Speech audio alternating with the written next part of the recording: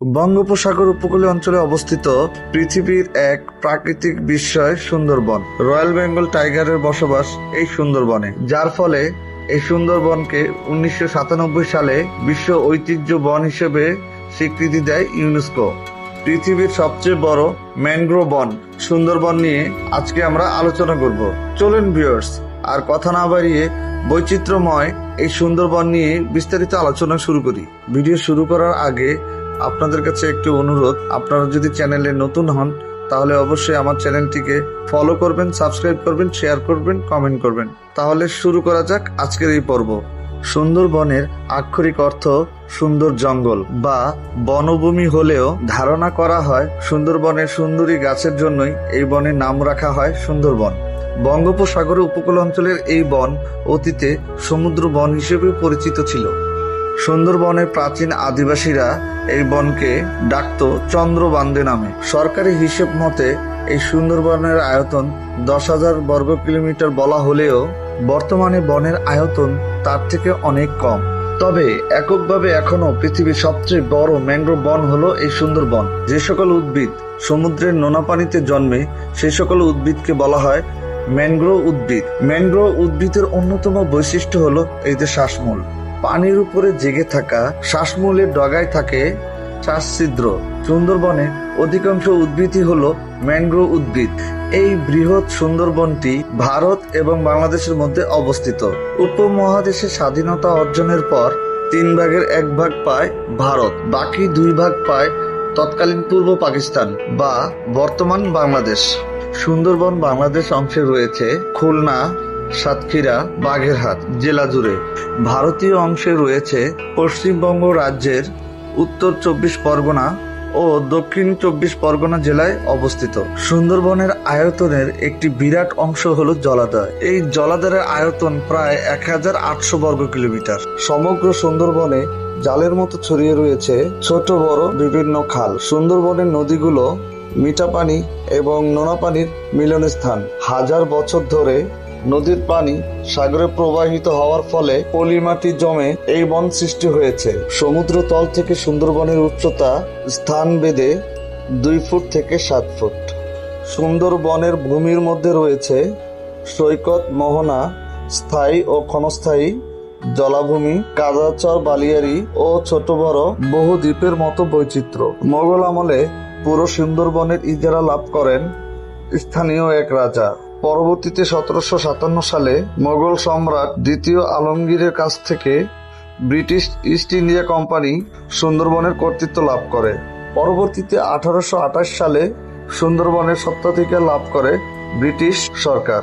এরপর 1829 সালে সুন্দরবনের প্রথম জরিপ কার্যক্রম চালানো হয়। তখন সুন্দরবনে বাঘ এবং অন্যান্য জন্তুতে পরিপূর্ণ ছিল, ফলে সেই জরিপের কাজটি খুব একটা সফল করতে পারেনি বাঘের কারণে। পরবর্তীতে 1878 সালে সমগ্র সুন্দরবন এলাকাকে সংরক্ষিত বন হিসেবে ঘোষণা করা হয়। এরপর 1879 সালে সমগ্র সুন্দরবন এর দায়িত্ব বন বিভাগের উপরে অর্পণ করা হয়। তখন হুগলি নদীর মোহনা থেকে মেঘনা নদীর মোহনা পর্যন্ত প্রায় 16,000 বর্গ কিলোমিটার এলাকা সুন্দরবনের অন্তর্ভুক্ত হয়। সামুদ্রিক জোয়ার ভাটার কারণে এই বনভূমিতে নির্দিষ্ট সময়ের জন্য জলাবদ্ধতা তৈরি হয়, ফলে বনের মাটিতে লবণাক্তের পরিমাণ অনেক বেশি। এই বিশেষ অবস্থার সাথে খাপ খাইয়ে চলার জন্য এই বনের গাছপালার ধরনও সাধারণ বনের থেকে ভিন্ন।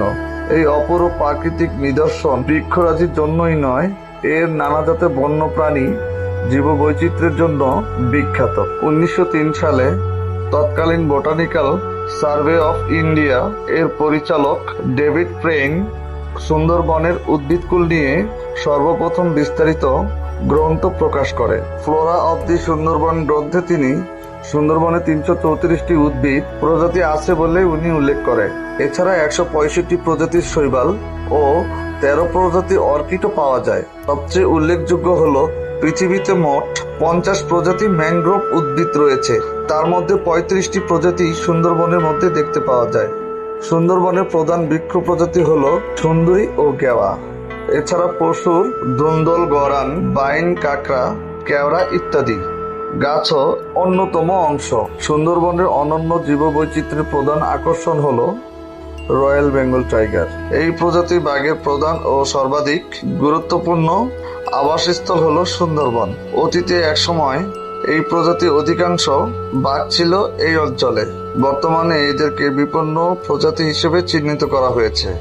রয়্যাল বেঙ্গল টাইগার ছাড়াও সুন্দরবনে 289 প্রজাতির স্থল প্রজাতি প্রাণী বাস করে। এছাড়া প্রায় 42 প্রজাতির স্তন্যপায়ী প্রাণী, 35 প্রজাতির সরীসৃপ, 8 প্রজাতির উভয়চর প্রাণী এবং বিভিন্ন প্রজাতির মাছ সহ এবং 219 প্রজাতির জলজ প্রাণী রয়েছে সুন্দরবনে।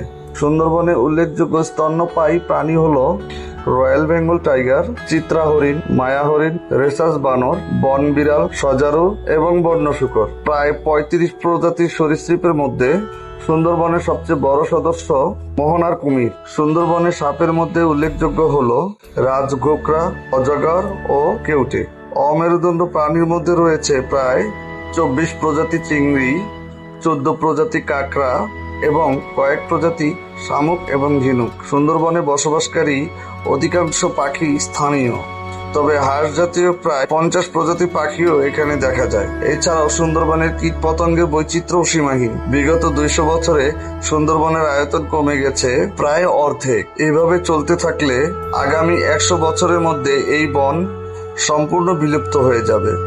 বনের আয়তনের সাথে সাথে হ্রাস পেতে চলেছে এর জীববৈচিত্র্য রক্ষার জন্য সুন্দরবনে একাধিক অভয়ারণ্য গড়ে তোলা হয়েছে, কিন্তু তারপরও থেমে নেই এই বনের ক্ষতি সাধন। কিছু অসাধু জেলেরা সুন্দরবনের নদীতে বিষ প্রয়োগ করে মাছ ধরতেছে, যার ফলে জীববৈচিত্র্যের ব্যাপক প্রভাব ফেলছে। সুন্দরবনের মধ্যে অনেক পশু পাখি এর ফলে মারা যাচ্ছে, নদীতে থাকা মাছ মারা যাচ্ছে। কিছু অসাধু স্থানীয়রা সুন্দরবনের হরিণ শিকার করে নিয়ে যাচ্ছে, যার ফলে সুন্দরবনের মধ্যে হরিণের পরিমাণ দিনাদিন কমে যাচ্ছে। এর ফলে বাঘের খাবারের পরিমাণ কমে যাচ্ছে, যার কারণে বাঘ মানুষের উপরে আক্রমণ চালাচ্ছে। বাঘ মানুষকে খাবারে পরিণত করেছে। প্রতি বছর অনেক জেলেরা বাঘের হাতে শিকার হয়। এখনো সময় আছে সুন্দরবনকে ফিরিয়ে আনা, আগের মতো তৈরি করা। এই সুন্দরবনে মানুষ যদি প্রবেশ না করে, সুন্দরবন আবার আগের রূপে ফিরে আসতে পারবে। এই মানুষের কারণে আজ সুন্দরবন দিনে দিনে বিলুপ্ত হয়ে যাচ্ছে, বনের মধ্যে ভারসাম্য নষ্ট হয়ে যাচ্ছে। তাই এখনই উচিত এই সুন্দরবনকে বাঁচানোর। এই সুন্দরবনের কারণে আমরা প্রতি বছর বিভিন্ন প্রাকৃতিক দুর্যোগ থেকে বেঁচে যাচ্ছি। এই সুন্দরবন প্রতি বছর তার বুক এলিয়ে দিয়ে প্রাকৃতিক দুর্যোগগুলোকে আসতে দেয় না, যার ফলে দেশের অনেক ক্ষয়ক্ষতি থেকে বেঁচে যায়। কিন্তু বিভিন্ন প্রাকৃতিক দুর্যোগের কারণে সুন্দরবনের অনেক ক্ষয়ক্ষতি হয়। তো ভিউয়ার্স, আজকে এই পর্যন্তই। নেক্সট কোনো ভিডিওতে আপনাদের সাথে দেখা হবে।